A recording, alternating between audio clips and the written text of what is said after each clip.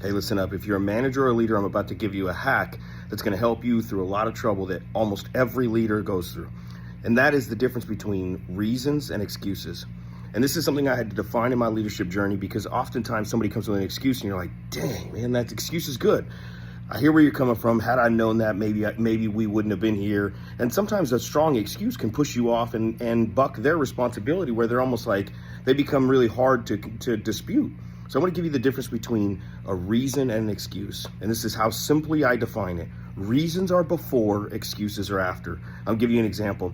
A reason that I can't make the practice, coach, is that I got a flat tire, so I'm calling you ahead of practice. An excuse is you confront the kid after, or the teammate after, and you say, hey, why aren't you in practice? Oh, I got a flat on the way to practice, coach. And here's the deal. The responsibility is theirs to let you know ahead of time, hey, coach, I can't make it to practice. I've got a flat tire. You get that call, you're understanding. I knew ahead of time. I don't have to check in on you.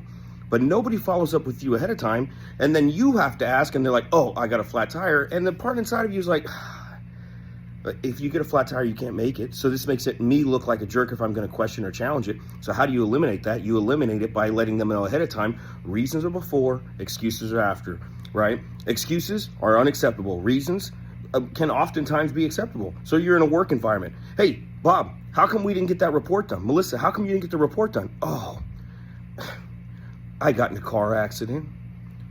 Okay, so now if I say, this is crazy, that's inexcusable, now they can pull that card, which is like, you don't ever care. You don't even care that, you didn't even ask me if I was okay, right? So you're always like, here I am against the fence. And most times, leaders and managers have to wait for those things to stack up until they've had enough.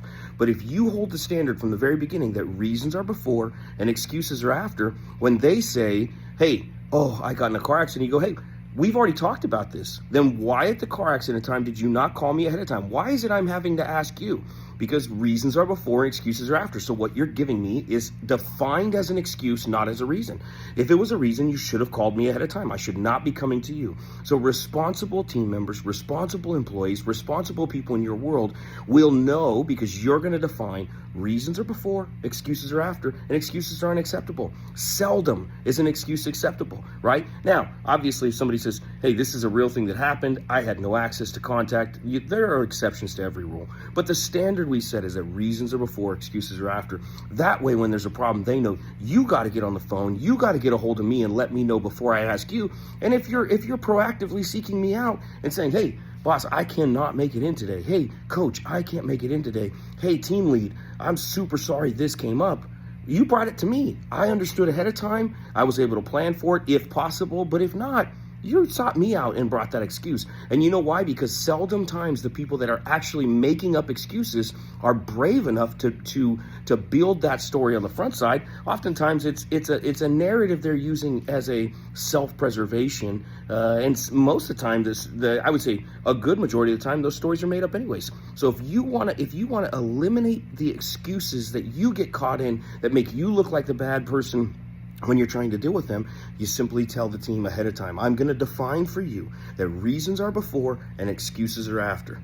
Okay? This has been a super helpful tool for me. I believe it's going to be a super helpful tool for you. And it really drew a line in the sand where I could say, hey, I told you ahead of time that reasons are before, excuses are after. This is an excuse. And then I can hold them accountable to say, you knew it was your responsibility to get a hold of me before I came to you and asked, not, hey, you didn't show up for your shift. Hey, you weren't there at practice. Hey, I haven't seen you around. Oh yeah, coach, by the way, my grades have been suffering. I've been going to tutoring. That's why I haven't been here. Hey, if they search you out ahead of time, coach, and say, hey, I actually am having a really hard time in class, coach. I'm going to be missing a few of these. I say, good, put your grades ahead of time. You make sure you're focused on your education. But if I'm like, where have you been? Oh, coach, my grades are suffering. I've been getting tutoring. It's so tough. It's like, you always ask yourself, is this even real? And am I going to look like the bad guy or the bad girl, the bad leader here trying to call them out on that?